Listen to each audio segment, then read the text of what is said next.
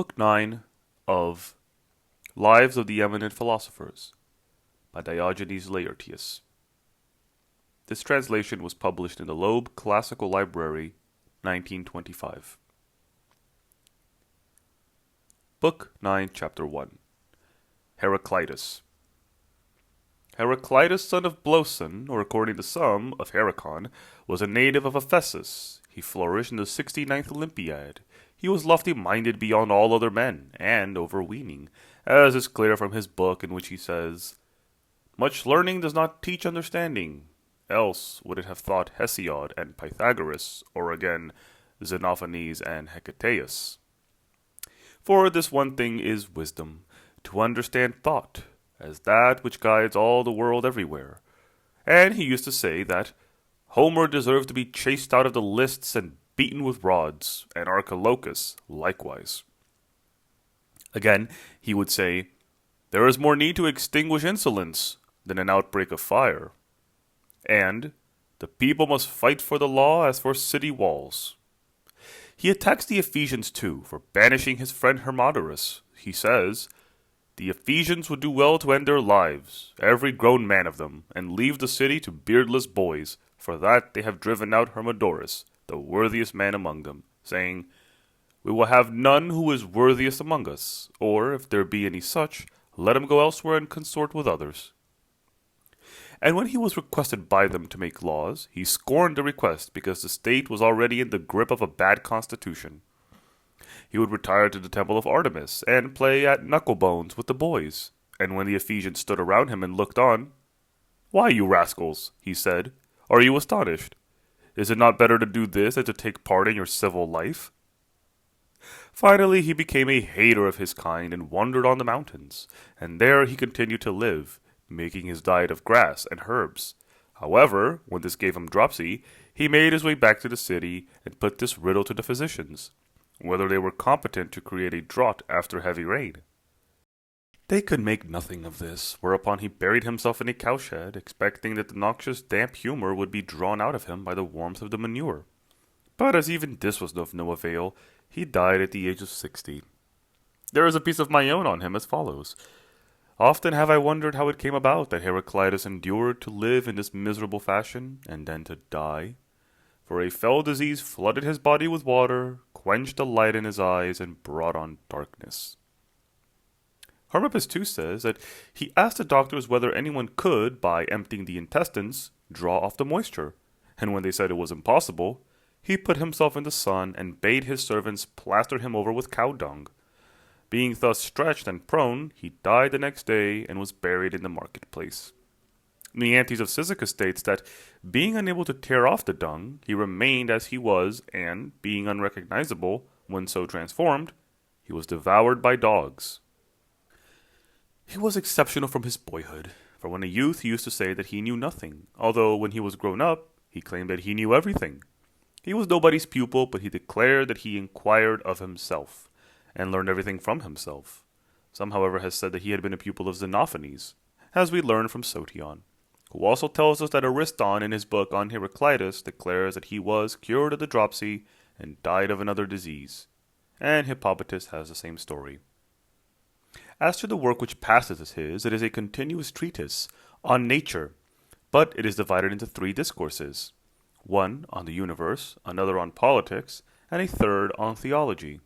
This book he deposited in the temple of Artemis, and, according to some, he deliberately made it the more obscure, in order that none but adepts should approach it, and, lest familiarity should breed contempt.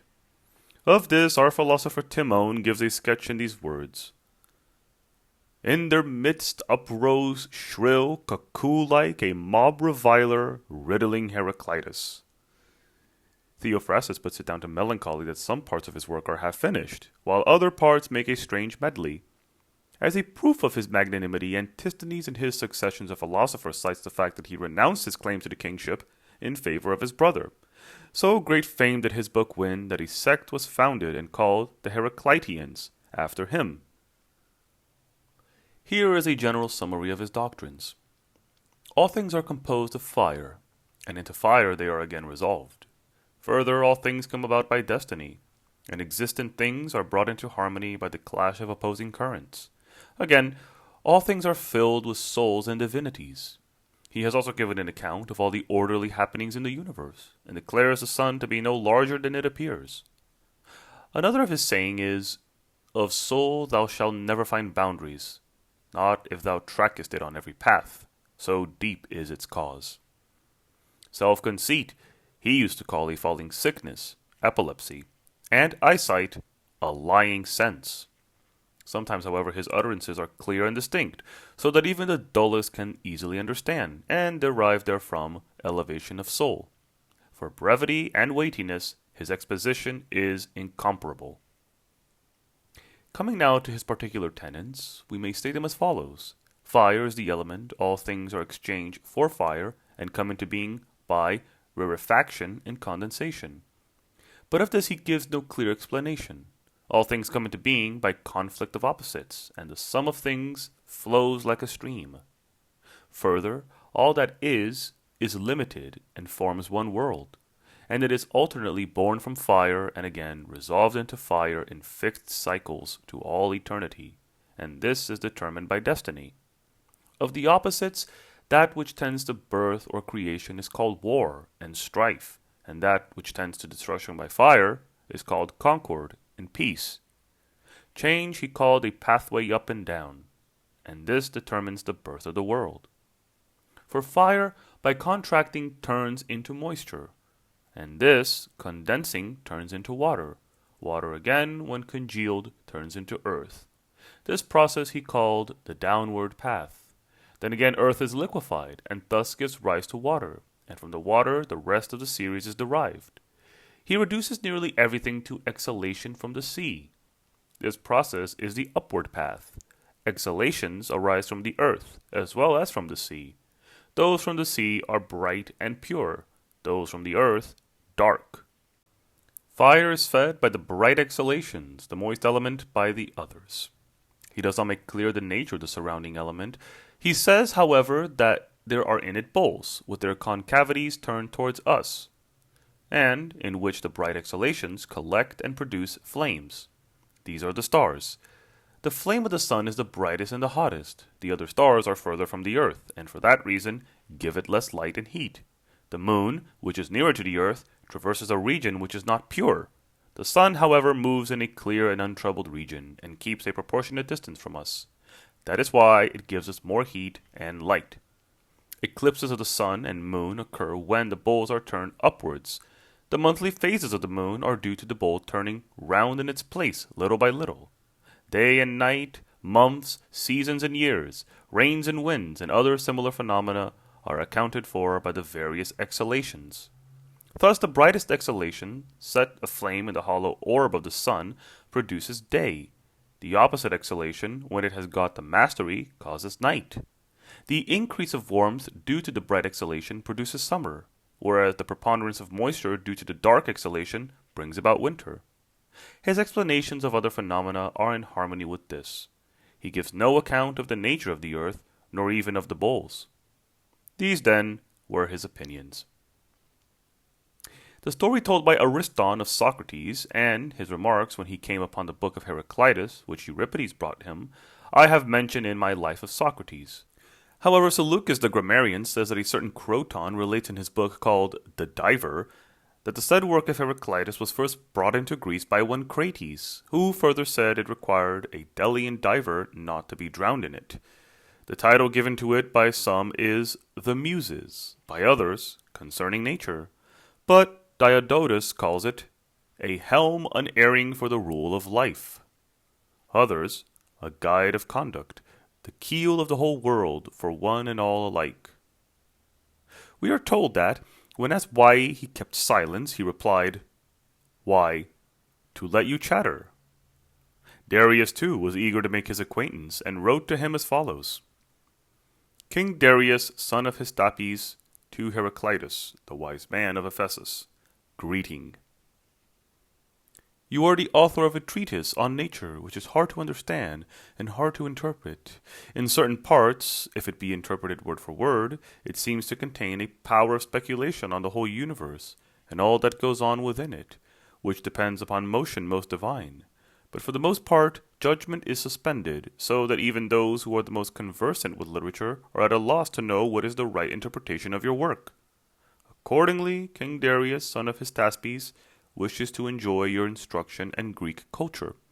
Come then, with all speed to see me at my palace, for the Greeks, as a rule, are not prone to mark their wise men.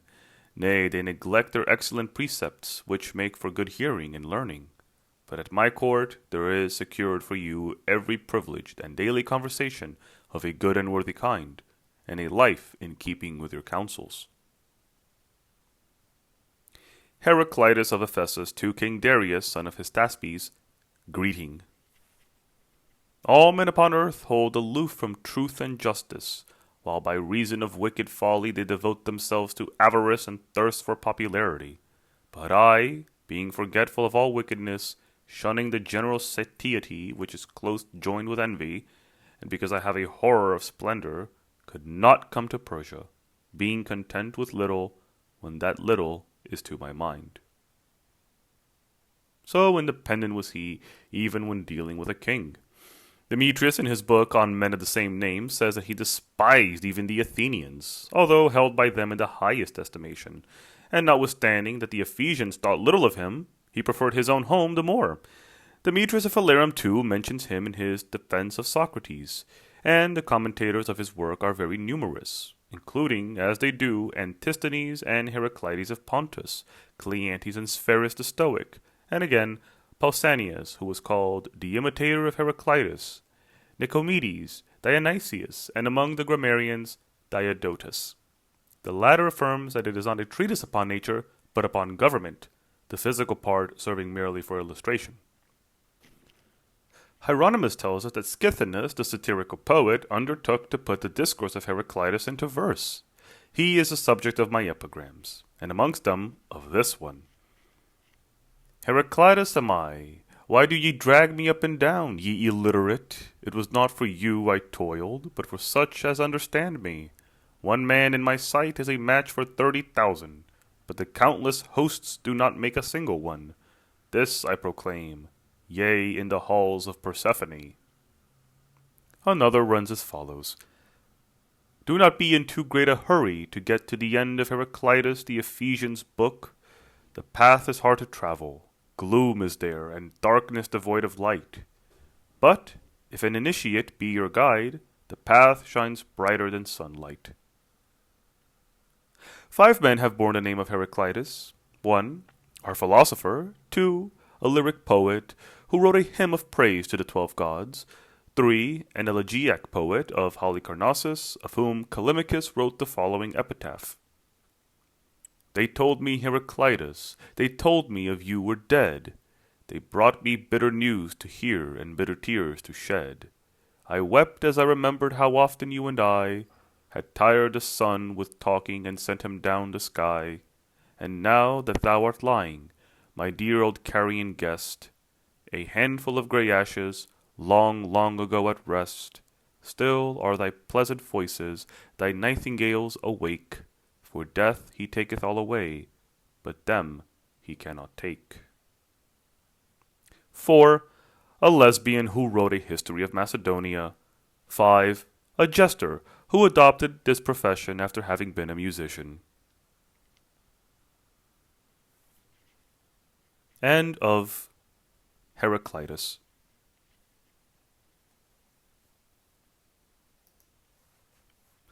Chapter 2. Xenophanes.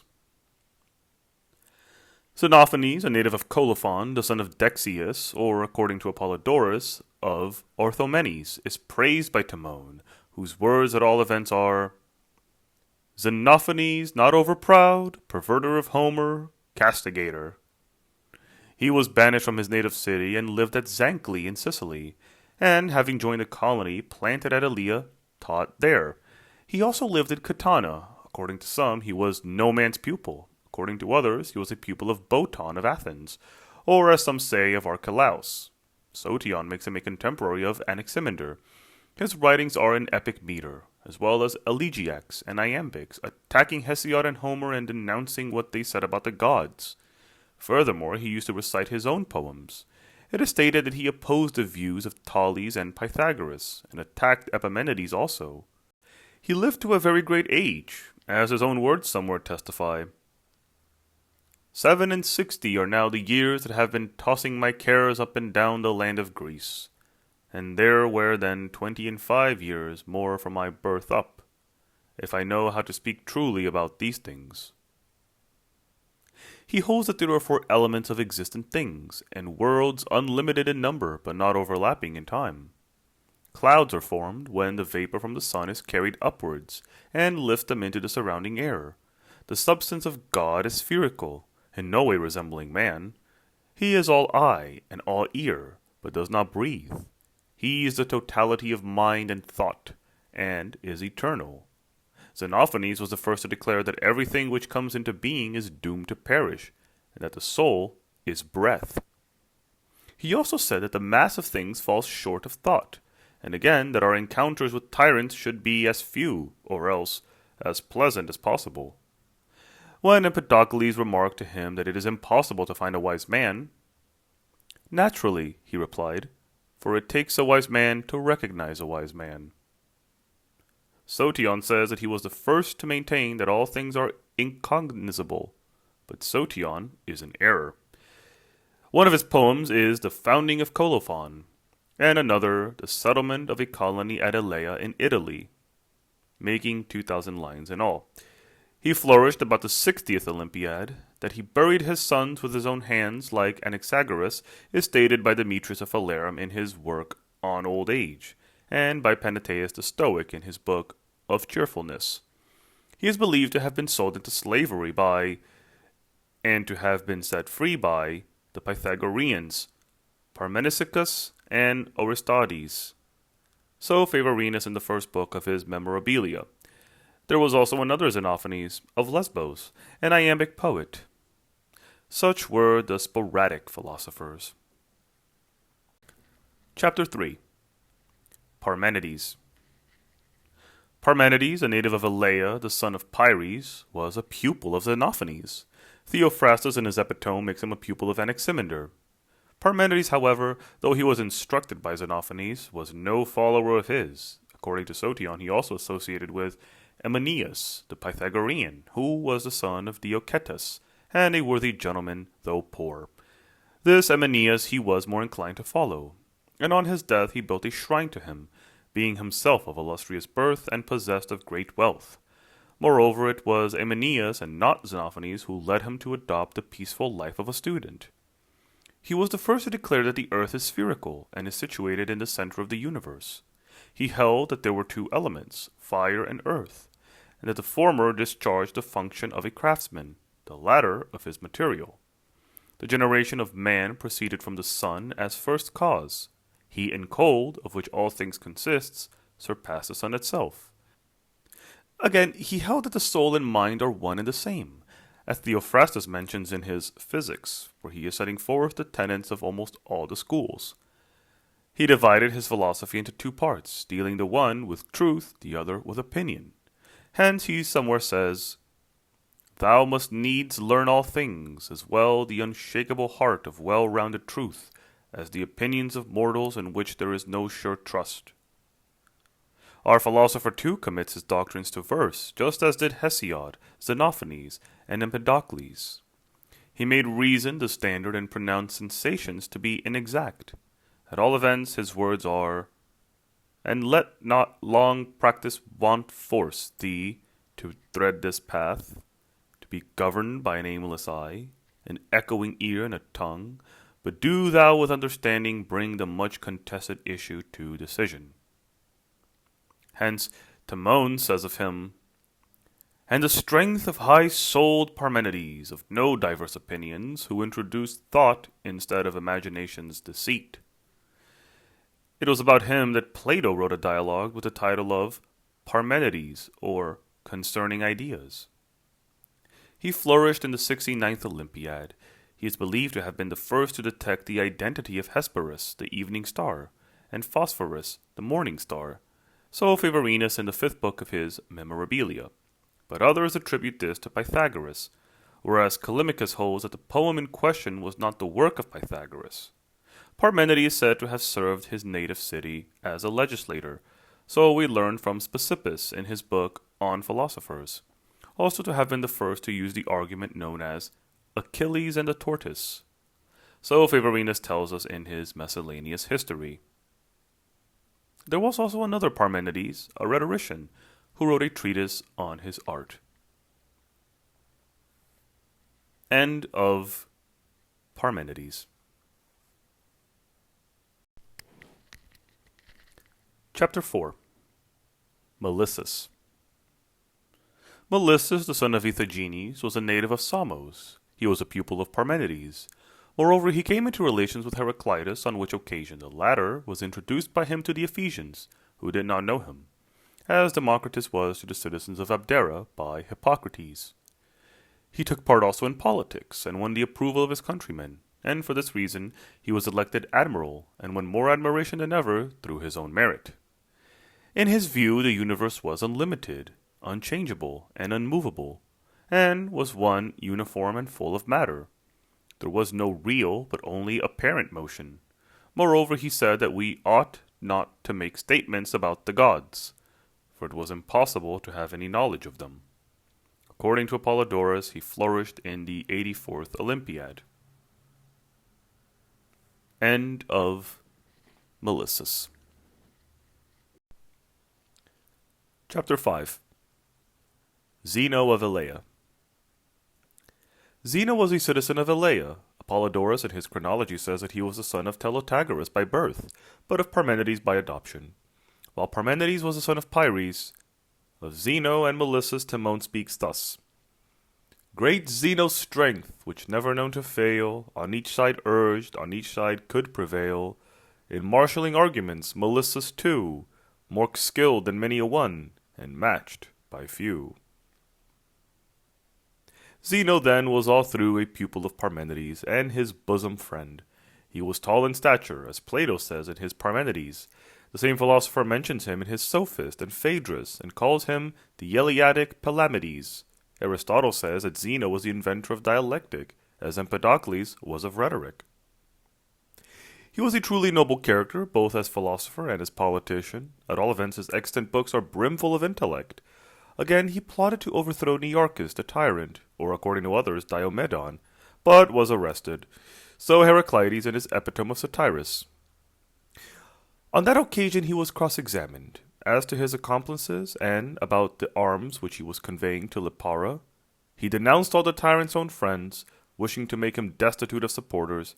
Then, saying that he had something to tell him about certain people in his private ear, he laid hold of it with his teeth, and did not let go until stabbed to death, meeting the same fate as Aristogeiton the tyrannicide. Demetrius, in his work on men of the same name, says that he bit off not the ear, but the nose. According to Antisthenes in his Successions of Philosophers, after informing against the tyrant's friends, he was asked by the tyrant whether there was anybody else in the plot, whereupon he replied, "Yes, you, the curse of the city." And to the bystanders he said, "I marvel at your cowardice, that for fear of any of those things which I am now enduring, you should be the tyrant's slaves." And at last he bit off his tongue and spat it to him, and his fellow citizens were so worked upon that they forthwith stoned the tyrant to death. In this version of the story, most authors nearly agree, but Hermippus says that he was cast into a mortar and beaten to death. Of him also I have written as follows. You wished, Zeno, and noble was your wish, to slay the tyrant and set Elea free from bondage. But you were crushed, for, as all know, the tyrant caught you and beat you in a mortar. But what is this that I say? It was your body that he beat, and not you. In all other respects, Zeno was a gallant man, and in particular, he despised the great no less than Heraclitus. For example, his native place, the Phocaean colony, once known as Hyale and afterwards as Elea, a city of moderate size, skilled in nothing but to rear brave men, he preferred before all the splendor of Athens, hardly paying the Athenians a visit, but living all his life at home. He was the first to propound the argument of the Achilles, which Phavorinus attributes to Parmenides and many other arguments. His views are as follows. There are worlds, but there is no empty space. The substance of all things come from hot and cold, and dry and moist, which change into one another. The generation of man proceeds from earth, and the soul is formed by a union of all the foregoing, so blended that no one element predominates. We are told that once when he was reviled, he lost his temper, and in reply to someone who blamed him for this, he said, "If when I am abused I pretend that I'm not, then neither shall I be aware of it, if I am praised." The fact that there were 8 men of the same name called Zeno we have already mentioned, under Zeno of Citium. Our philosopher flourished in the 79th Olympiad. End of Zeno.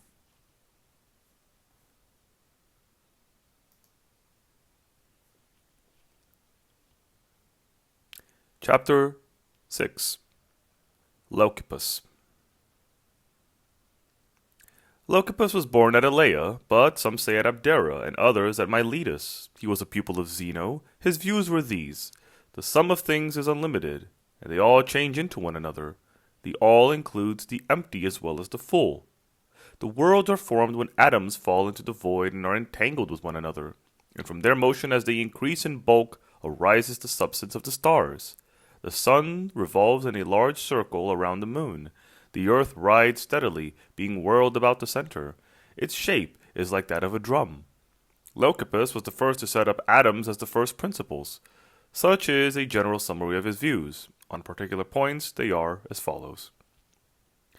He declares the all to be unlimited, as already stated, but of the all, part is full and part empty, and these he calls elements. Out of them arise the worlds unlimited in number, and into them they are dissolved. This is how the worlds are formed. In a given section, many atoms of all manner of shapes are carried from the unlimited into the vast empty space.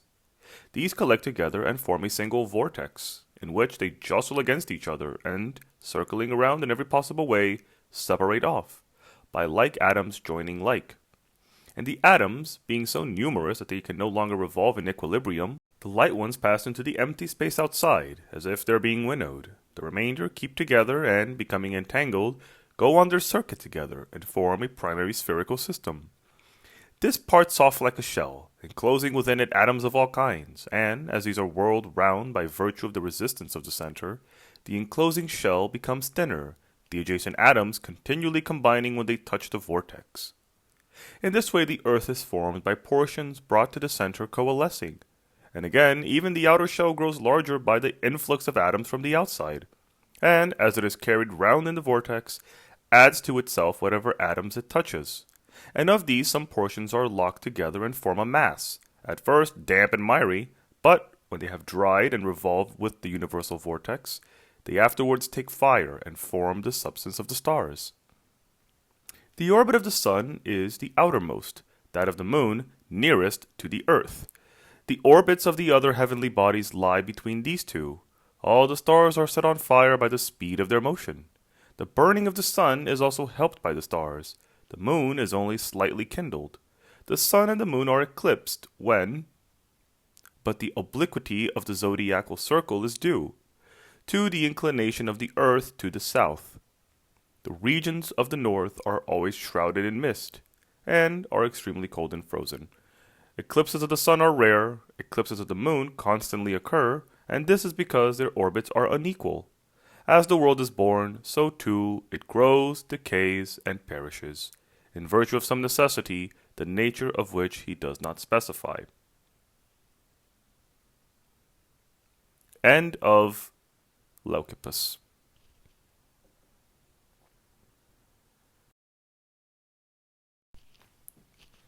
Chapter 7. Democritus. Democritus was the son of Hegesistratus, though some say of Xenophanes, and others again of Leucippus. He was a native of Abdera, or according to some, of Miletus.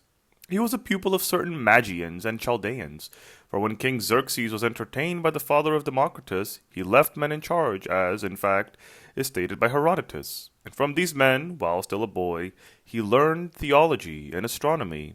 Afterwards he met Leucippus, and according to some, Anaxarchus, being 40 years younger than the latter.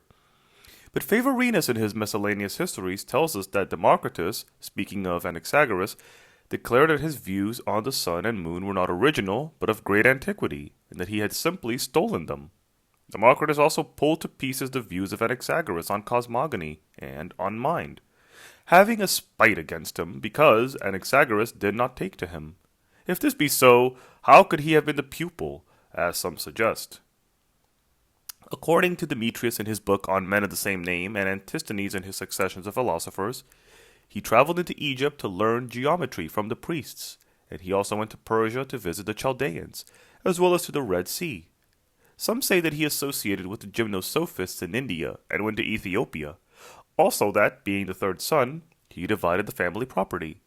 Most authorities will have it that he chose a smaller portion, which was in money, because he had need of this to pay the costs of his travels. Besides, his brothers were crafty enough to foresee that this would be his choice. Demetrius estimates his share at over 100 talents, and the whole of which he spent. His industry, says the same author, was so great that he cut off a little room in the garden round the house, and shut himself up there. One day his father brought an ox to sacrifice, and tied it there, and he was not aware of it for a considerable time, until his father roused him to attend the sacrifice, and told him about the ox. Demetrius goes on. It would seem also that he went to Athens, and was not anxious to be recognized, because he despised fame, and that while he knew of Socrates, he was not known to Socrates, his words being, "I came to Athens, and no one knew me." If the rivals be the work of Plato, says Thrasyllus, Democritus will be the unnamed character, different from Oenopides and Anaxarchus, who makes his appearance when conversation is going on with Socrates about philosophy, and to whom Socrates says that the philosopher is like the all-round athlete. And truly Democritus was versed in every department of philosophy, for he had trained himself both in physics and in ethics, nay more, in mathematics and the routine subjects of education. And he was quite an expert in the arts. From him we have the saying, "Speech is the shadow of action." Demetrius of Elea in his Defense of Socrates affirms that he did not even visit Athens. This is to make the larger claim, namely that he thought that the great city was beneath his notice, because he did not care to win fame from a place, but preferred himself to make a place famous. His character can also be seen from his writings. He would seem, says Thrasyllus, to have been an admirer of the Pythagoreans. Moreover, he mentions Pythagoras himself, praising him in a work of his own entitled Pythagoras. He seems to have taken all his ideas from him, and if chronology did not stand in the way, he might have been taught his pupil. Glaucus of Rhegium certainly says that he was taught by one of the Pythagoreans, and Glaucus was his contemporary. Apollodorus of Cyzicus, again, will have it that he lived with Philolaus. He would train himself, says Antisthenes, by a variety of means to test his sense impressions by going at times into solitude and frequenting tombs. The same authority states that, when he returned from his travels, he was reduced to a humble mode of life, because he had exhausted his means, and, because of his poverty, he was supported by his brother, Damasus. But his reputation rose owing to his having foretold certain future events, and after that the public deemed him worthy of honor paid to a god. There was a law, says Antisthenes, that no one who had squandered his patrimony should be buried in his native city. Democritus, understanding this, and fearing lest he should be at the mercy of any envious or unscrupulous prosecutors, read out loud to the people his treatise, the great Diacosmos, the best of all his works, and then he was rewarded with 500 talents, and more than that, with bronze statues as well, and when he died, he received a public funeral after a lifetime of more than a century. Demetrius, however, says that it was not Democritus himself, but his relatives who read the great Diacosmos, and that the sum awarded was 100 talents only. With this account, Hippolytus agrees. Aristoxenus, in his Historical Notes, affirms that Plato wished to burn all the writings of Democritus that he could collect, but that Amyclus and Cleinias, the Pythagoreans, prevented him, saying that there was no advantage in doing so, for already the books were widely circulated. And there is clear evidence for this in the fact that Plato, who mentions almost all the early philosophers, never once alludes to Democritus, not even where it would be necessary to controvert him, obviously because he knew he would have to match himself against the prince of philosophers, for whom, to be sure, Timon has this meed of praise. Such is the wise Democritus, the guardian of discourse, keen-witted disputant, amongst the best I've ever read. As regards chronology, he was, as he himself says, in the Lesser Diacosmos, a young man when Anaxarchus was old, being 40 years his junior. He says that the Lesser Diacosmos was conspired 730 years after the capture of Troy. According to Apollodorus in his chronology, he would thus have been born in the 80th Olympiad. But according to Thrasyllus in his pamphlet entitled Prolegomena to the Reading of the Works of Democritus, in the third year of the 77th Olympiad, which makes him, adds Thrasyllus, 1 year older than Socrates. He would then be a contemporary of Archelaus, the pupil of Anaxarchus, and of the school of Oenopides. Indeed, he mentions Oenopides. Again, he alludes to the doctrine of the One held by Parmenides and Zeno, they being evidently the persons most talked about in his day. He also mentions Protagoras of Athens, who, it is admitted, was a contemporary of Socrates. Athenodorus, in the 8th book of his Walks, relates that, when Hippocrates came to see him, he ordered milk to be brought, and, having inspected it, pronounced it to be the milk of a black she-goat which had produced her first kid, which made Hippocrates marvel at the accuracy of his observation. Moreover, Hippocrates, being accompanied by a maidservant, on the first day Democritus greeted her with a "Good morning, maiden," but the next day with "Good morning, woman." As a matter of fact, the girl had been seduced in the night. Of the death of Democritus, the account given by Hermippus is as follows. When he was now very old and near his end, his sister was vexed that he seemed likely to die during the festival of Thesmophoria, and she would be prevented from paying the fitting worship to the goddess. He bade her be of good cheer, and ordered hot loaves to be brought to him every day. By applying these to his nostrils, he contrived to outlive the festival, and as soon as the 3 festival days were past, he let his life go from him without pain, having then, according to Hipparchus, attained his 109th year. In my Pametros I have a piece on him as follows. Pray, who was so wise, who wrought so vast a work as the omniscient Democritus achieved? When death was near, for 3 days he kept him in his house, and regaled him with the steam of hot loaves. Such was the life of our philosopher. His opinions are these. The first principles of the universe are atoms and empty space. Everything else is merely thought to exist.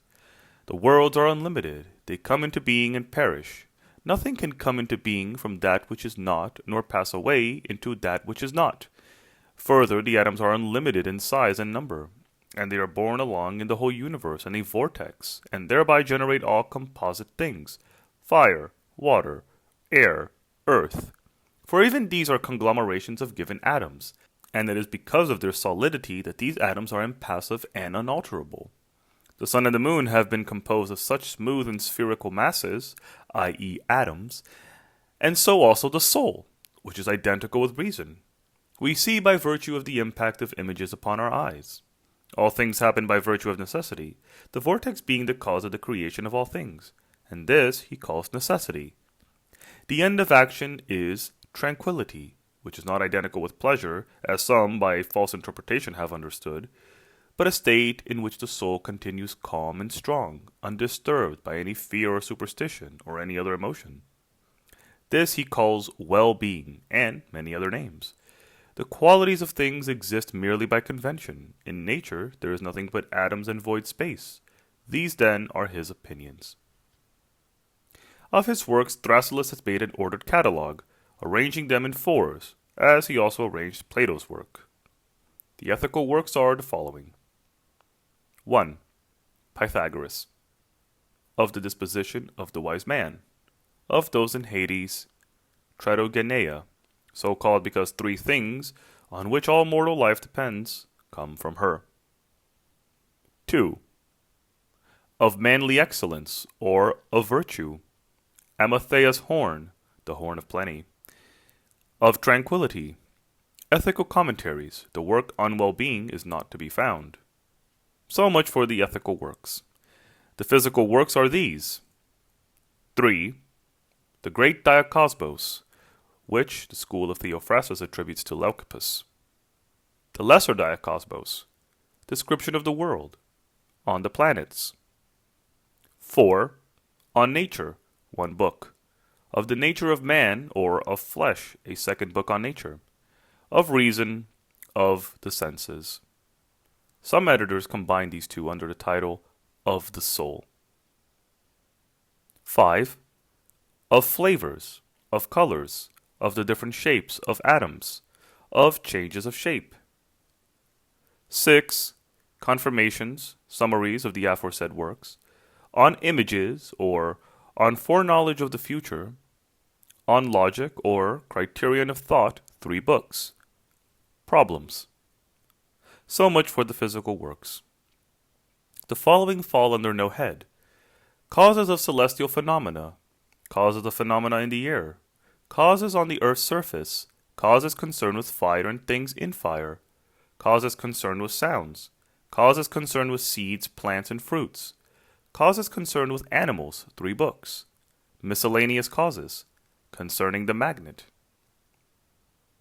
These works have not been arranged. The mathematical works are these. 7. On a difference in an angle, or on contact with the circle or the sphere, on geometry, geometrica, numbers. 8. On irrational lines and solids, 2 books. Extensions, projections. The great year, or astronomy, calendar. Contention of the water clock and the heaven. 9. Description of heaven, geography, description of the pole, description of rays of light. These are the mathematical works. The literary and musical works are these. 10.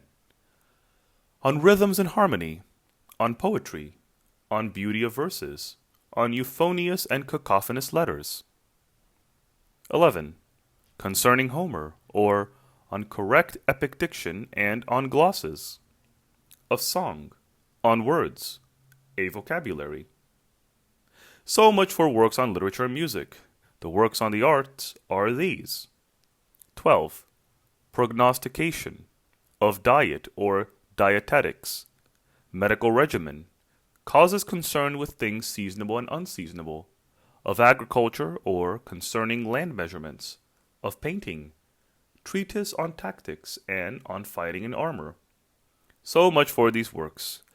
Some include as separate items in the list the following works taken from his notes: of the sacred writings in Babylon, of those in Meroe, a voyage round the ocean, of the right use of history, a Chaldean treatise, a Phrygian treatise, concerning fever and those whose malady makes them cough, legal causes and effects, problems wrought by hand. The other works some attribute to Democritus are either compilations from his writings or admittedly not genuine. So much for the books that he wrote and their number. The name of Democritus has been borne by 6 persons.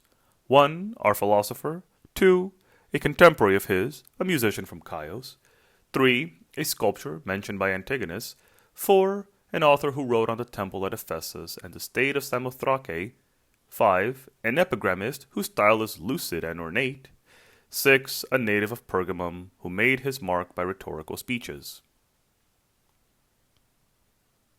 End of Democritus.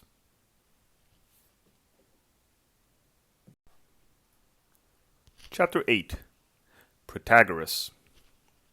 Protagoras, son of Ardamon, or according to Apollodorus and Dion in the 5th book of his History of Persia, of Maendrius, was born at Abdera. So says Heraclitus of Pontus in his treatise On Laws, and also that he made laws for Thurii, or according to Eupolis in his Flatterers, at Teos, for the latter says, "Inside we've got Protagoras of Teos." He and Prodicus of Chaos gave public readings for which fees were charged, and Plato in the Protagoras calls Prodicus deep-voiced. Protagoras studied under Democritus. The latter was nicknamed Wisdom, according to Favorinus in his Miscellaneous History. Protagoras was the first to maintain that there are 2 sides to every question, opposed to each other, and he even argued in this fashion, being the first to do so. Furthermore, he began at work that says thus: Man is the measure of all things, of things that they are, and of things that are not, that they are not. He used to say that soul was nothing apart from the senses, as we learn from Plato in the Theaetetus, and that everything is true. In another work he began thus: As to the gods, I have no means of knowing either that they exist, or that they do not exist. For many are the obstacles that impede knowledge, both the obscurity of the question and the shortness of human life. For this introduction to his book, the Athenians expelled him, and they burnt his works in the marketplace, after sending round a herald to collect them from all who had copies in their possession. He was the first to exact a fee of 100 minae, and the first to distinguish the tenses of verbs, to emphasize the importance of seizing the right moment, to institute contests in debating, and to teach rival pleaders the tricks of their trade. Furthermore, in his dialectic he neglected the meaning in favor of verbal quibbling, and he was the father of the whole tribe of aristical disputants, now so much in evidence. Insomuch that Timon too speaks of him as Protagoras, all mankind's epitome, cunning, I trow, to war with words. He too first introduced a method of discussion which is called Socratic. Again, as we learned from Plato in the Euthydemus, he was the first to use in discussion the argument of Antisthenes, which strives to prove that contradiction is impossible, and the first to point out how to attack and refute any proposition laid down. So Artemidorus the dialectician in his treatise In Reply to Chrysippus. He too invented the shoulder pad on which porters carried their burdens. So we are told by Aristotle in his treatise On Education. For he himself had been a porter, says Epicurus somewhere. This was how he was taken up by Democritus, who saw how skillfully his bundles of woods were tied. He was the first to mark off the parts of discourse into 4, namely, wish, question, answer, command. Others divided into 7 parts, narration, question, answer, command, rehearsal, wish, summoning. These he called the basic forms of speech. Alcidamas made discourse 4-fold: affirmation, negation, question, and address. The first of his books he read in public was that On the Gods, the introduction to which we quoted above. He read it at Athens in Euripides' house, or, as some say, in Megacleides'.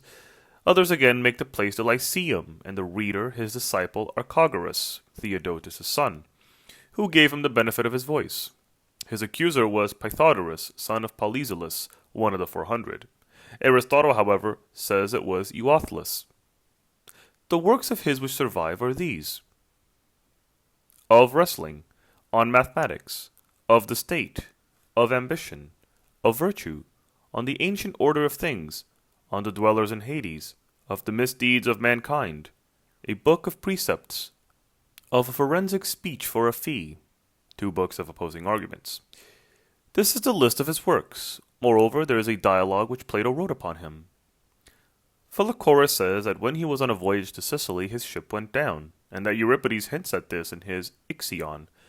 According to some, his death occurred when he was on a journey at nearly 90 years of age. Though Apollodorus makes his age 70, assigns 40 years for his career as a sophist, and puts his Floroit in the 84th Olympiad.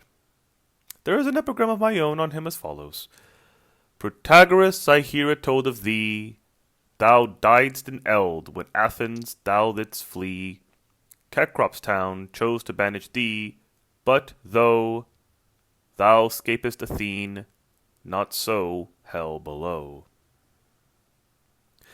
The story is told that once when he asked Euothlus, his disciple, for a fee, the latter replied, But I have not won a case yet.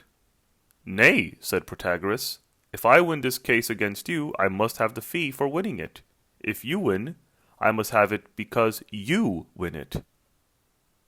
There was another Protagoras, an astronomer, for whom Euphoron wrote a dirge, and a third who was a Stoic philosopher. End of Protagoras.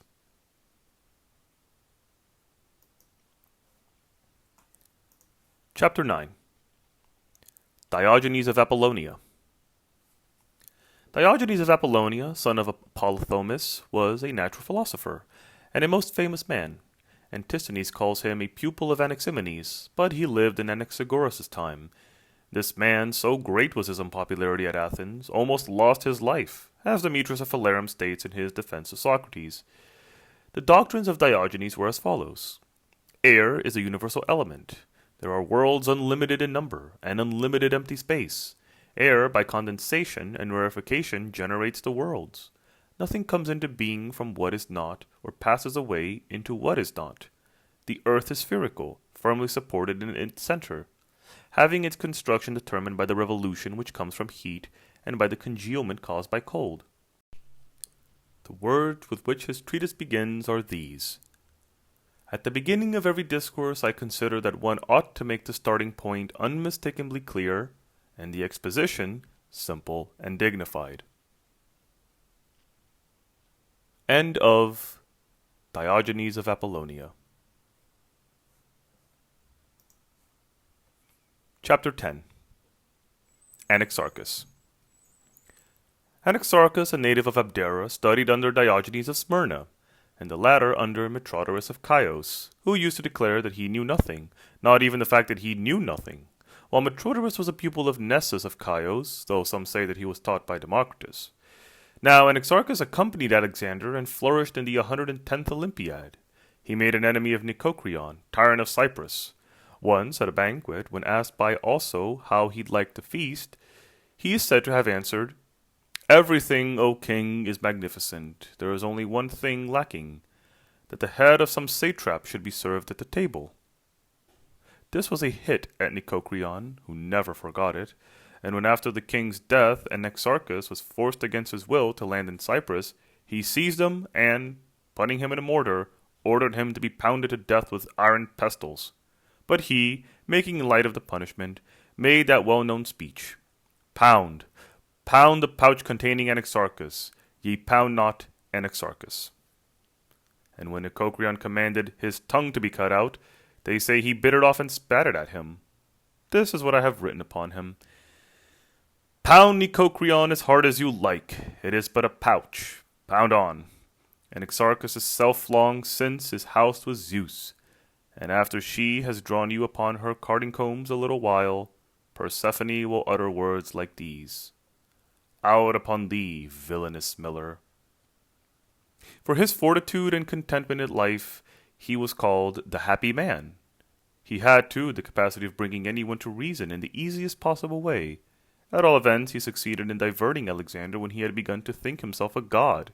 For, seeing blood running from a wound he had sustained, he pointed to him with his finger and said, "See, there is blood, and not ichor which courses in the veins of the blessed gods." Plutarch reports this as spoken by Alexander to his friends. Moreover, on another occasion, when Anaxarchus was drinking Alexander's health, he held up his goblet and said, "One of the gods shall fall by the stroke of mortal man." End of Anaxarchus.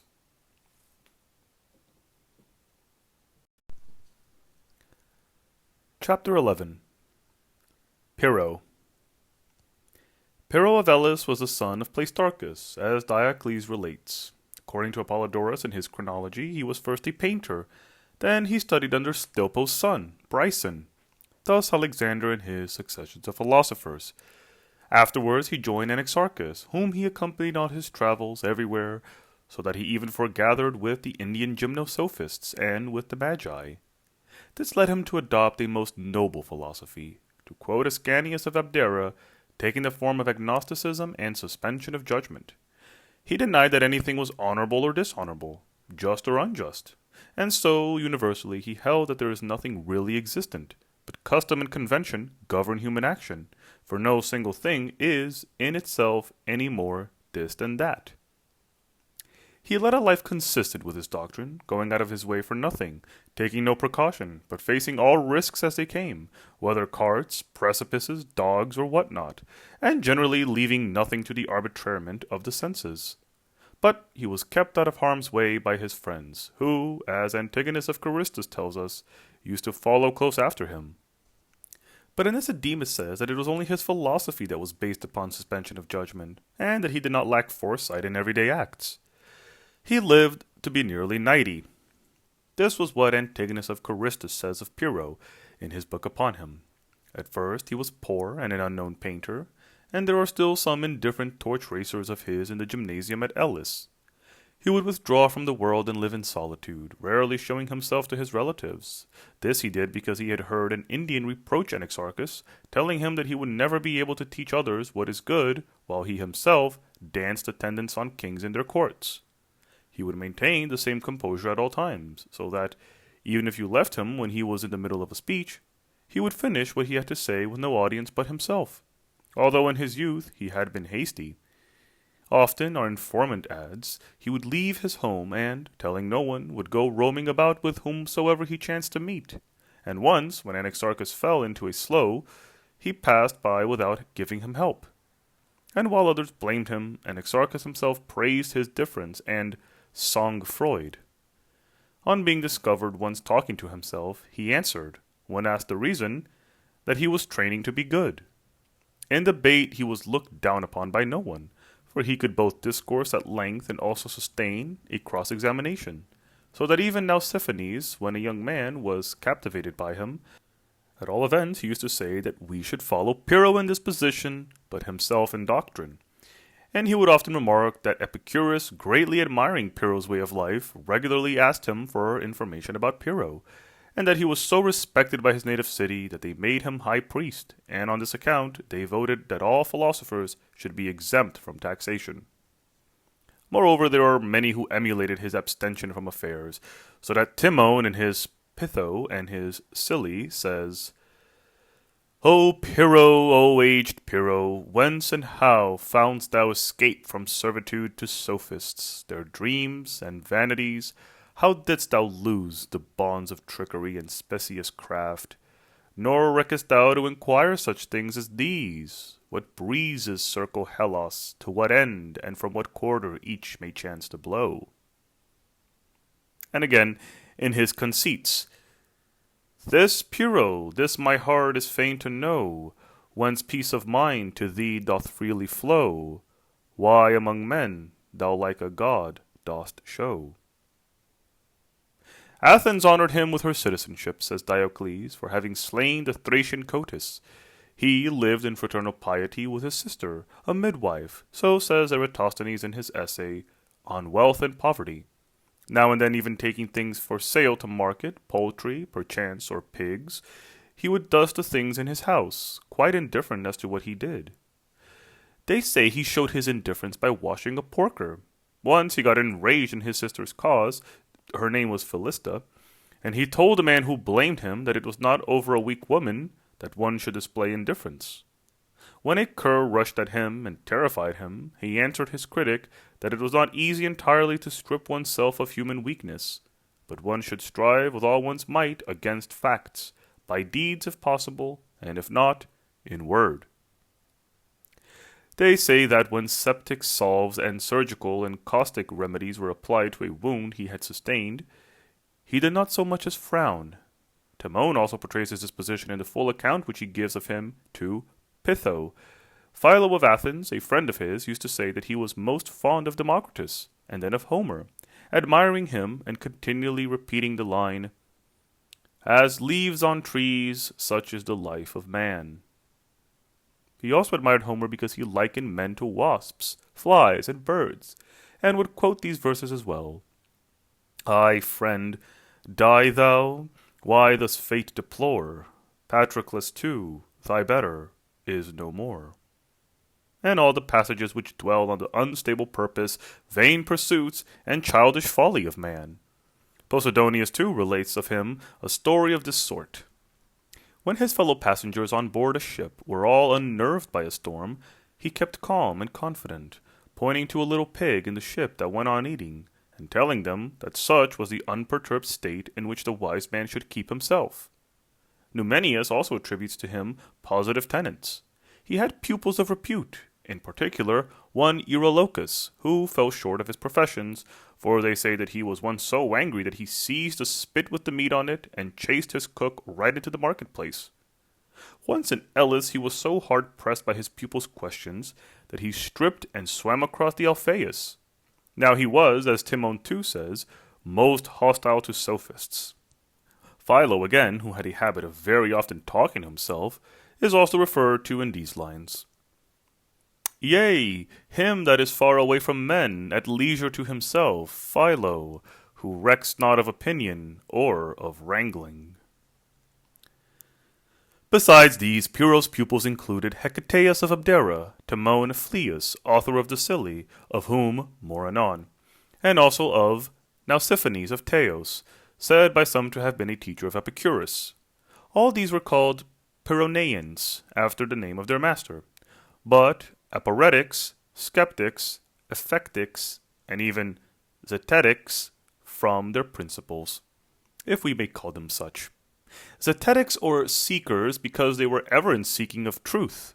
Skeptics or inquirers because they were always looking for a solution and never finding one. Effectics or doubters because of the state of mind which followed their inquiry. I mean suspensive judgment. And finally, aporetics, or those in perplexity, for not only they, but even the dogmatic philosophers themselves, in their turn, were often perplexed. Pyrrhonians, of course, they were called from Pyrrho.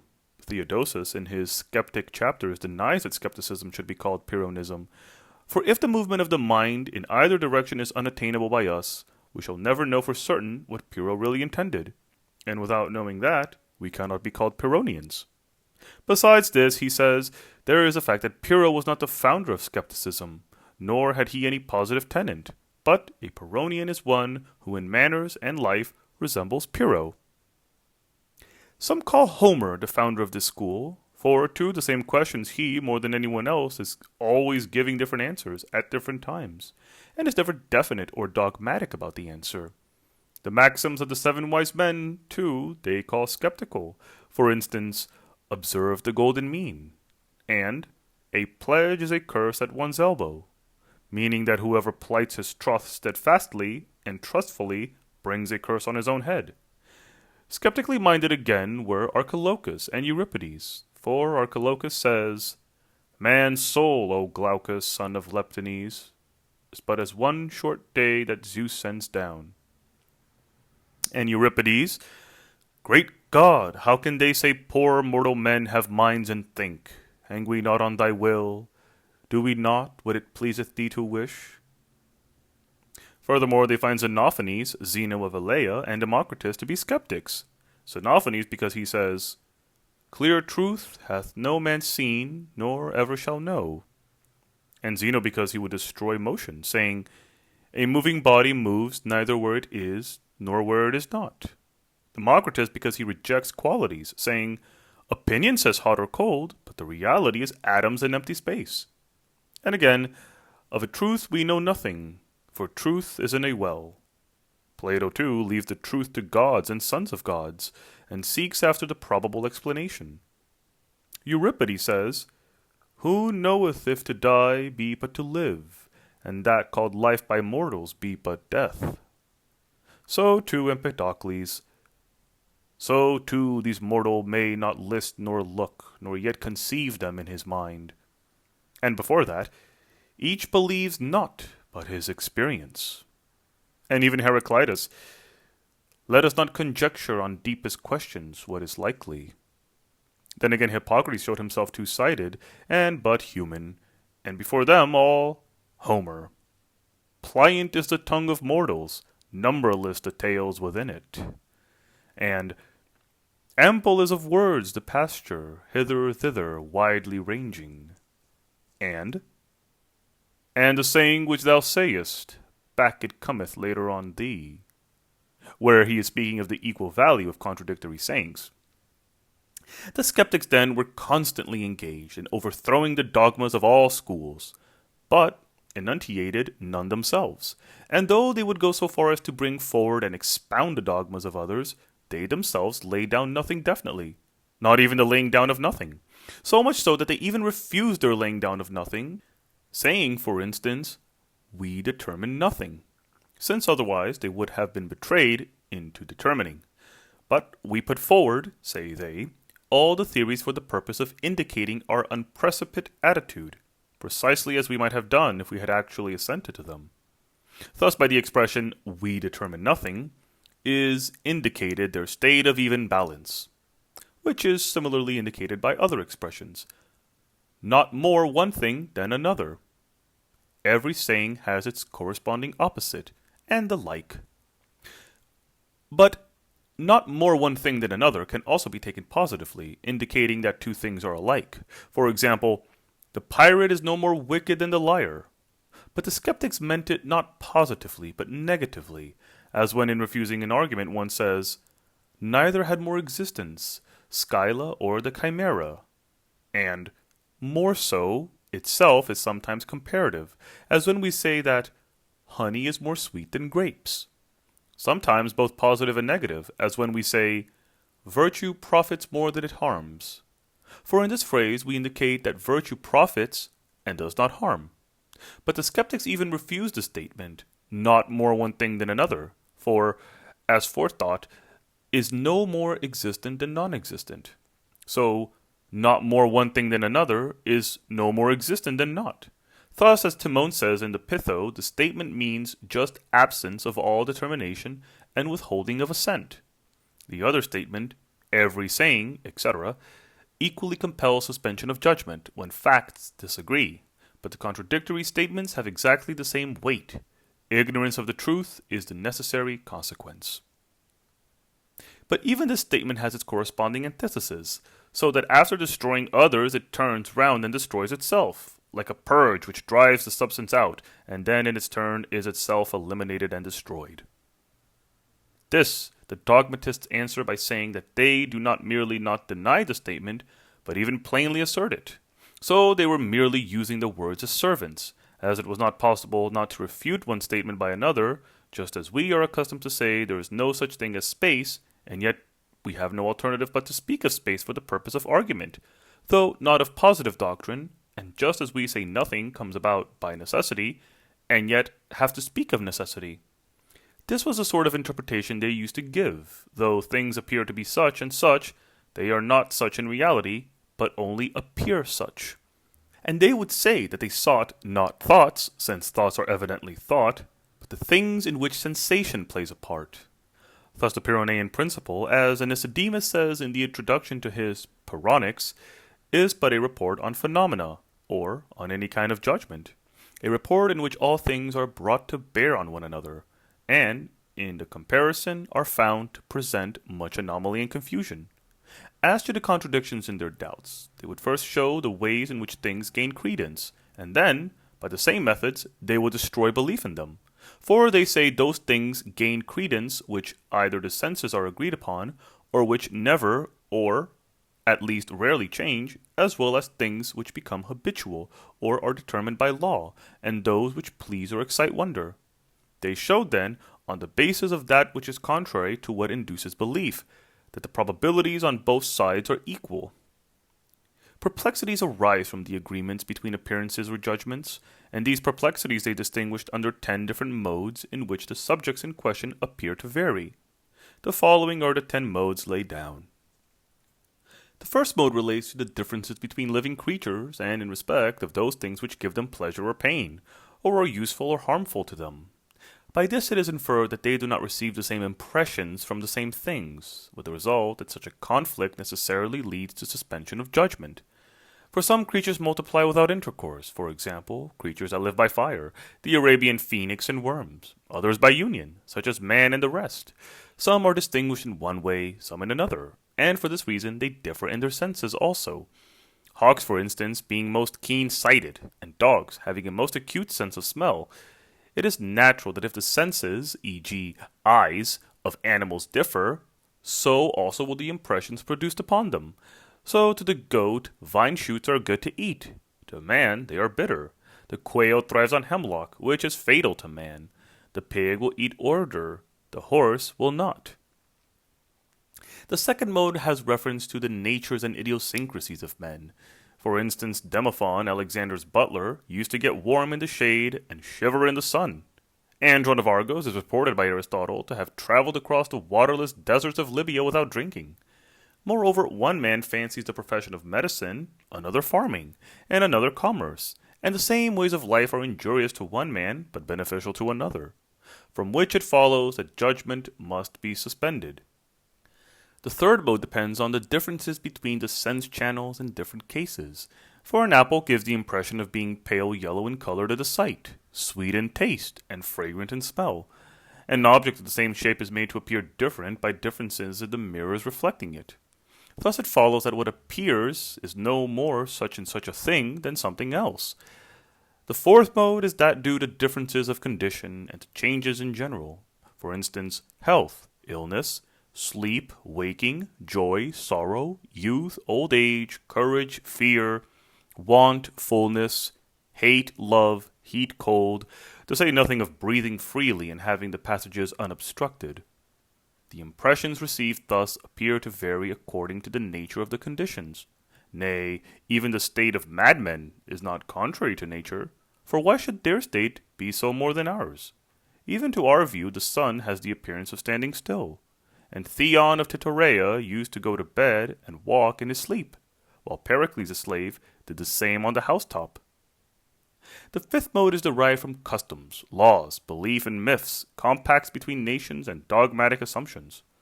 This class includes considerations with regard to things beautiful and ugly, true and false, good and bad, with regard to gods, and with regard to the coming into being and the passing away of the world of phenomena. Obviously, the same thing is regarded by some as just and by others as unjust, or as good by some and bad by others. Persians think it not unnatural for a man to marry his daughter. To Greeks it is unlawful. The Massagettai, according to Eudoxus in the first book of his Voyage Round the World, have their wives in common. The Greeks do not.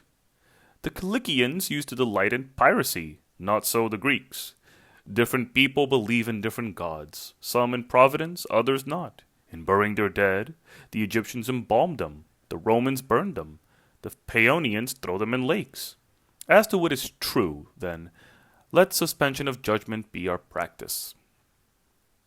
The sixth mode relates to mixtures and participations, by virtue of which nothing appears pure in and by itself, but only in combination with air, light, moisture, solidity, heat, cold, movement, exhalations, and other forces.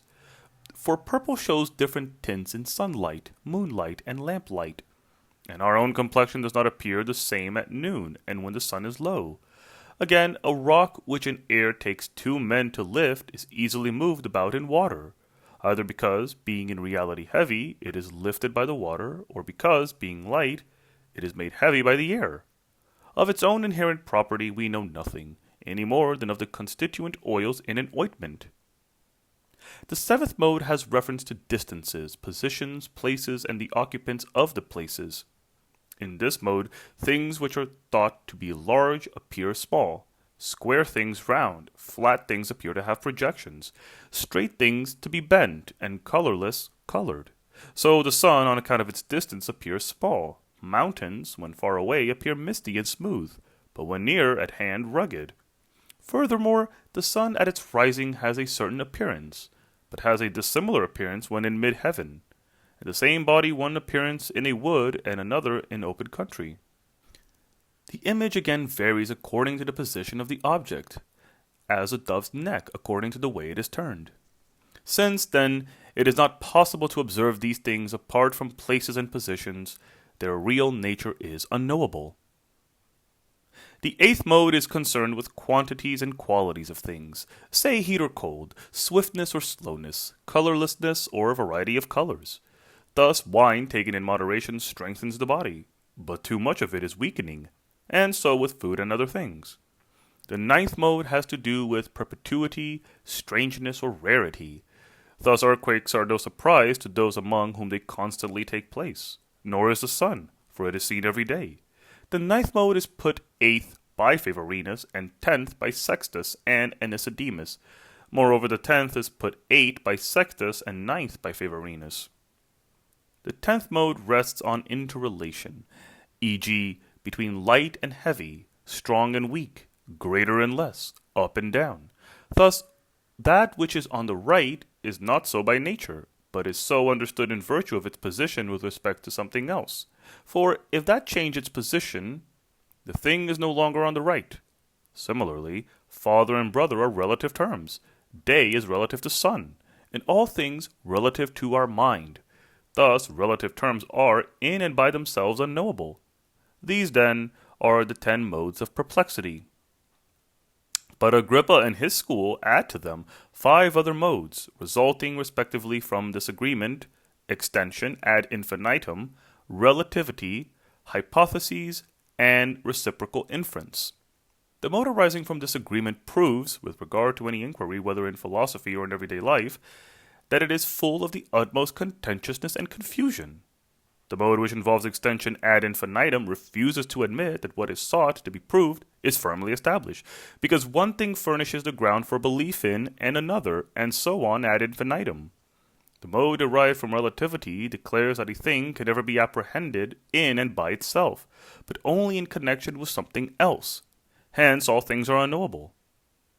The mode resulting from hypothesis arises when people suppose that you must take the most elementary of things as of themselves entitled to credence, instead of postulating them, which is useless because someone else will adopt a contrary hypothesis.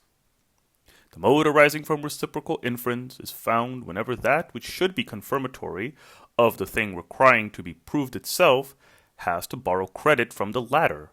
As, for example, if anyone seeking to establish the existence of pores on the ground that emanations take place should take this, the existence of pores, as proof that there are emanations. They would deny all demonstration, criterion, sign, cause, motion, the process of learning, coming into being, or that there is anything good or bad in nature. For all demonstration, say they, is constructed out of things either already proved or indemonstrable. If out of things already proved, those things too will require some demonstration, and so on ad infinitum. If out of things indemonstrable, then, whether all or some or only a single one of the steps are the subject of doubt, the whole is indemonstrable. If you think, they add, that there are some things which need no demonstration, yours must be a rare intellect, not to see that you must first have demonstration of the very fact that the things you refer to carry conviction in themselves. Nor must be proved that the elements are four from the fact that the elements are four. Besides, if we discredit particular demonstrations, we cannot accept the generalization from them. And in order that we may know that an argument constitutes a demonstration, we require a criterion. But again, in order that we may know that it is a criterion, we require a demonstration. Hence, both the one and the other are incomprehensible, since each is referred to the other. How, then, are we to grasp the things which are uncertain, seeing that we know no demonstration? For that we wish to ascertain is not whether things appear to be such and such, but whether they are so in their essence. They declare the dogmatic philosophers to be fools, observing that what is concluded ex hypothesi is properly described not as an inquiry, but as an assumption, and by reasoning of this kind one may even argue for impossibilities. As for those who think that we should not judge of truth from surrounding circumstances, or legislate on the basis of what is found in nature, these men, they used to say, made themselves the measure of all things, and did not see that every phenomenon appears in a certain disposition and in a certain reciprocal relation to surrounding circumstances. Therefore, we must affirm either that all things are true, or that all things are false. For if certain things only are true, and others are false, how are we to distinguish them? Not by the senses, where things in the field of sense are in question, since all these things appear to sense to be on an equal footing, nor by the mind, for the same reason. Yet apart from these faculties, there is no other, so far as one can see, to help us to a judgment. Whoever, therefore, they say, would be firmly assured about anything sensible or intelligible, must first establish the received opinions about it. For some have refuted one doctrine, others another. But things must be judged either by the sensible or by the intelligible, and both are disputed. Therefore it is impossible to pronounce judgment on opinions about sensibles or intelligibles. And if the conflict in our thoughts compels us to disbelieve everyone, the standard or measure by which it is held that all things are exactly determined will be destroyed, and we must deem every statement of equal value. Further, say they, our partner in an inquiry into a phenomenon is either to be trusted or not. If he is, he will have nothing to reply to the man to whom it appears to be the opposite. For just as our friend who describes what appears to him to be trusted, he will actually be disbelieved when he describes what appears to him. We must not assume that what convinces us is actually true, for the same thing does not convince everyone, nor even the same people always. Persuasiveness sometimes depends on external circumstances, on the reputation of the speaker, on his ability as a thinker, or his artfulness, on the familiarity or the pleasantness of the topic. Again, they will destroy the criterion by reasoning of this kind. Even the criterion has either been critically determined or not. If it has not, it is definitely untrustworthy, and its purpose of distinguishing is no more true than false. If it has, it will belong to the class of particular judgments, so that one and the same thing determines and is determined, and the criterion which has determined will have to be determined by another, that other by another, and so on ad infinitum. In addition to this, there is disagreement as to the criterion, some holding that man is the criterion, while for some it is the senses, for others reason, for others the apprehensive presentation. Now, man disagrees with man and with himself, as is shown by differences of law and custom. The senses deceive, and reason says different things. Finally, the apprehensive presentation is judged by the mind, and the mind itself changes in various ways. Hence, the criterion is unknowable, and consequently, truth also. They deny, too, that there is such a thing as a sign. If there is, they say, it must either be sensible or intelligible. Now it is not sensible, because what is sensible is a common attribute, whereas a sign is a particular thing. Again, the sensible is one of the things which exists by way of difference, while the sign belongs to the category of relative. Nor is a sign an object of thought, for objects of thoughts are of four kinds: apparent judgments on things apparent, non-apparent judgments on things apparent, non-apparent on apparent, or apparent on non-apparent. And a sign is none of these, so that there is no such thing as a sign. A sign is not apparent on apparent, for what is apparent needs no sign. Nor is it non-apparent on non-apparent, for what is revealed by something must needs appear. Nor is non-apparent on apparent, for that which is to afford the means of apprehending something else must itself be apparent.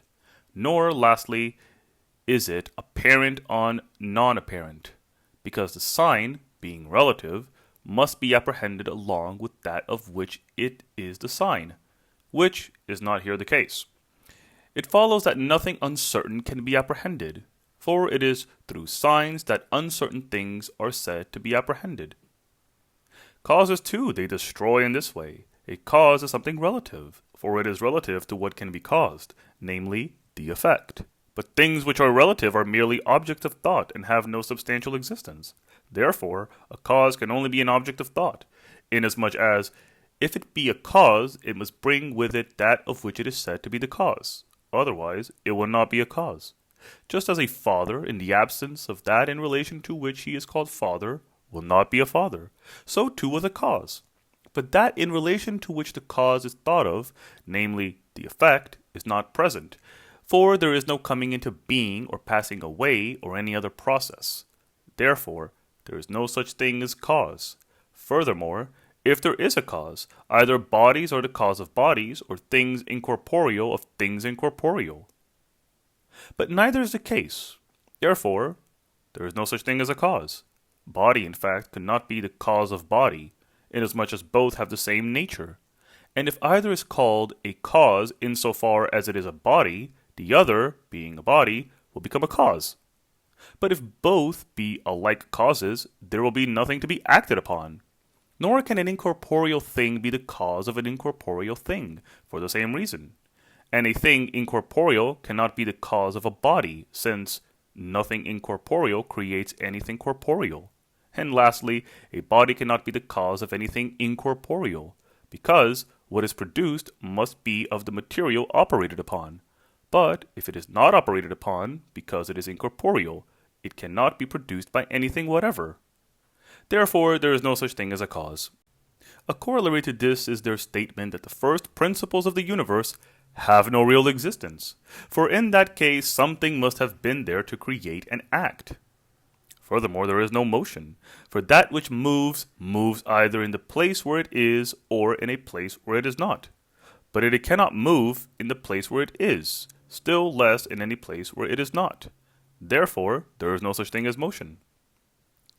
They used also to deny the possibility of learning. If anything is taught, they say, either the existence is taught through its existence or the non-existent through its non-existent. But the existent is not thought through its existent, for the nature of existing things is apparent and recognized by all. Nor is the non-existent taught through the non-existent, for with the non-existent nothing is ever done, so that it cannot be taught to anyone. Nor, say they, is there any coming into being, for that which is does not come into being, since it is, nor yet that which is not, for it has no substantial existence. And that which is neither substantial nor existent cannot have had the chance of coming into being either. There is nothing good or bad by nature, for if there is anything good or bad by nature, it must be good or bad for all persons alike, just as snow is cold to all. But there is no good or bad which is such to all persons in common. Therefore, there is no such thing as good or bad by nature. For either all that is taught good by anyone whatever must be called good, or not all. Certainly all cannot be so called, since one and the same thing is taught good by one person and bad by another. For instance, Epicurus thought pleasure good, and Antisthenes thought it bad. Thus, on our supposition, it will follow that the same thing is both good and bad. But if we say that not all that anyone thinks good is good, we shall have to judge the different opinions, and this is impossible because of the equal validity of opposing arguments. Therefore, the good by nature is unknowable. The whole of their mode of inference can be gathered from their extant treatises. Pyrrho himself indeed left no writings, but his associates Timon, Anicedemus, Numenius, and Xenophanes did, and others as well. The dogmatists answer them by declaring that the skeptics themselves do apprehend and dogmatize, for when they are taught to be refuting their hardest, they do apprehend, for at the very same time they are asseverating and dogmatizing. Thus, even when they declare that they determine nothing, and that to every argument there is an opposite argument, they are actually determining these very points and dogmatizing. The others reply, "We confess to human weaknesses, for we recognize that it is day and that we are alive, and many other apparent facts in life. But with regard to the things about which our opponents argue so positively, claiming to have definitely apprehended them, we suspend our judgment because they are not certain, and confine knowledge to our impressions. For we admit that we see, and we recognize that we think this or that, but how we see or how we think we know not. And we say in conversation that a certain thing appears white, but we are not positive that it is really white. As to our 'we determine nothing' and the like, we use the expressions in an undogmatic sense, for they are not like the assertion that the world is spherical. Indeed, the latter statement is not certain, but the others are mere admissions. Thus, in saying 'we determine nothing,' we are not determining even that. Again, the dogmatic philosophers maintain that the skeptics do away with life itself, in that they reject all that life consists in. The others say this is false, for they do not deny that we see, they only say that they do not know how we see. We admit the apparent fact, say they, without admitting that it really is what it appears to be. We also perceive that fire burns. As to whether it is its nature to burn, we suspend our judgment. We see that a man moves, and that he perishes. How it happens, we do not know. We merely object to accepting the unknown substance behind phenomena. When we say a picture has projections, we are describing what is apparent. But if we say that it has no projections, we are then speaking not of what is apparent, but of something else. This is what makes Timon say in his Pytho that he has not gone outside what is customary. And again, in the Conceits, he says, "But the apparent is omnipotent wherever it goes." And in his work on the senses, "I do not lay it down that honey is sweet, but I admit that it appears to be so."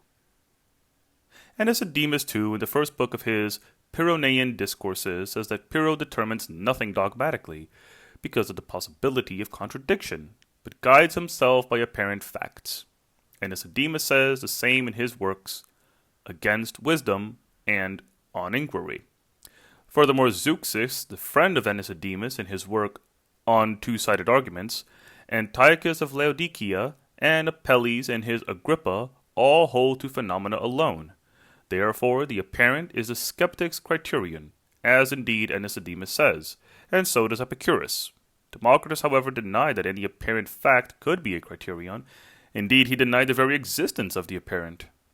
Against this criterion of appearances, the dogmatic philosophers urge that, when the same appearances produce in us different impressions, e.g., a round or square tower, the skeptic, unless he gives the preference to one or other, will be unable to take any course.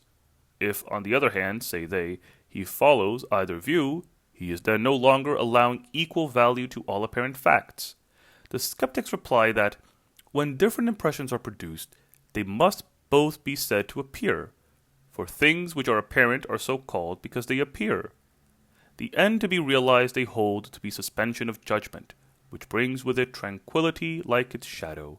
So Timon and Anaxarchus declare, "For in matters which are for us to decide, we shall neither choose this nor shrink from that. And things which are not for us to decide, but happen of necessity, such as hunger, thirst, pain, we cannot escape, for they are not to be removed by force of reason." And when the dogmatists argue that he may thus live in such a frame of mind that he would not shrink from killing and eating his own father, if ordered to do so, the skeptic replies that he will be able so to live as to suspend his judgment in cases where it is a question of arriving at the truth, but not in matters of life and the taking of precautions. Accordingly, we may choose a thing or shrink from a thing by habit and may observe rules and customs. According to some authorities, the end proposed by the skeptics is insensibility. According to others, gentleness. End of Pyrrho.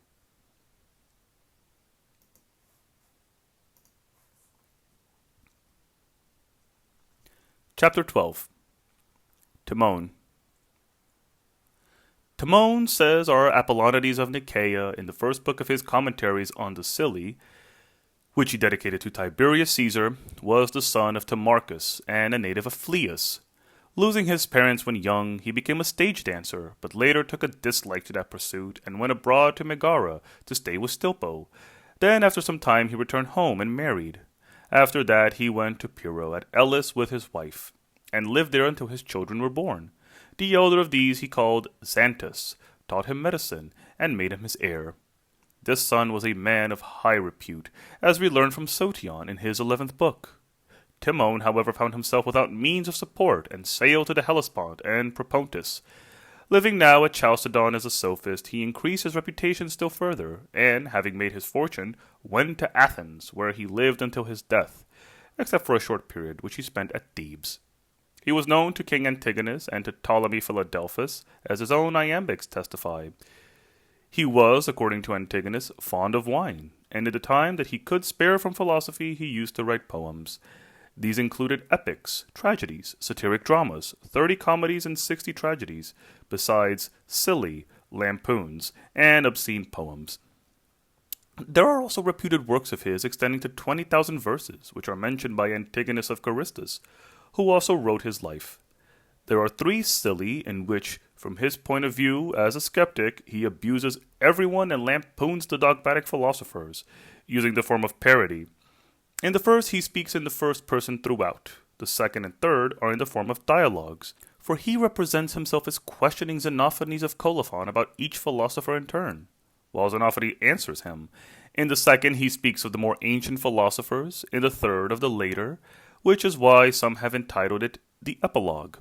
The first deals with the same subjects, except that the poem is a monologue. It begins as follows. Ye sophists, ye inquisitives, come, follow. He died at the age of nearly 90, so we learn from Antigonus and from Sotion in his 11th book. I have heard that he had only one eye. Indeed, he used to call himself a cyclops. There was another Timon, the misanthrope. Now this philosopher, according to Antigonus, was very fond of gardens and preferred to mind his own affairs. At all events, there is a story that Hieronymus the Peripatetic said of him, "Just as with the Scythians, those who are in flight shoot as well as those who pursue, So among philosophers, some catch their disciples by pursuing them, some by fleeing from them, as for instance Timon. He was quick to perceive anything, and to turn up his nose in scorn. He was fond of writing, and at all times good at sketching plots for poets and collaborating in dramas. He used to give the dramatists Alexander and Homer materials for their tragedies. When disturbed by maidservants and dogs, he would stop writing, his earnest desire being to maintain tranquility. Aratus is said to have asked him how he could obtain a trustworthy text of Homer, to which he replied, "You can, if you get hold of the ancient copies, and not the corrected copies of our day." He used to let his own poems lie about, sometimes half-eaten. Hence, when he came to read parts of them to Zopyrus the orator, he would turn over the pages and recite whatever came handy. Then, when he was half through, he would discover the piece which he had been looking for in vain. So careless was he. Furthermore, he was so easy-going that he would readily go without his dinner. They say that once, when he saw Arcesilaus passing through the knaves' market, he said, "What business have you to come here, where we are all free men?"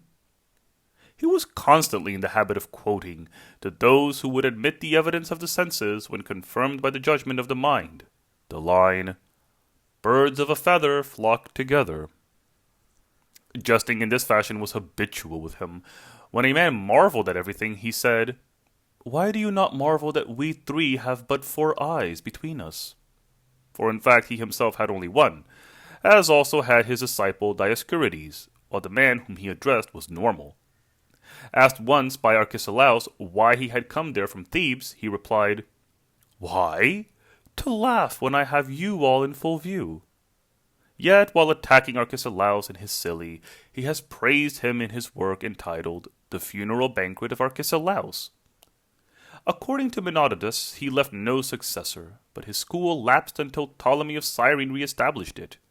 Hippolytus and Sotion, however, say that he had as pupils Dioscurides of Cyprus, Nicolochus of Rhodes, Euphranor of Seleucia, and Pralius of the Troad. The latter, as we learn from the history of Phylarchus, was a man of such unflinching courage that, although unjustly accused, he patiently suffered a traitor's death, without so much as deigning to speak one word to his fellow citizens. Euphranor had as pupil Eubulus of Alexandria. Eubulus taught Ptolemy, and he again Sarpedon and Heraclitus. Heraclitus again taught Anicedemus of Gnosus, the compiler of 8 books of Pyrrhonian discourses. The latter was the instructor of Leucippus, his fellow citizen. He of Zeuxis of the angular foot, Goniopos. He again of Antiochus of Laodicea on the Lycus, who had as pupils Menodotus of Nicomedia, an empiric physician, and Theodos of Laodicea. Menodotus was the instructor of Herodotus of Tharsus, son of Arius, and Herodotus taught Sextus Empiricus, who wrote 10 books on skepticism and other fine works. Sextus taught Saturninus, called Caithenus, another empiricist. End of Timon. End of Book 9 of Lives of the Eminent Philosophers by Diogenes Laertius. This translation was published in the Loeb Classical Library, 1925.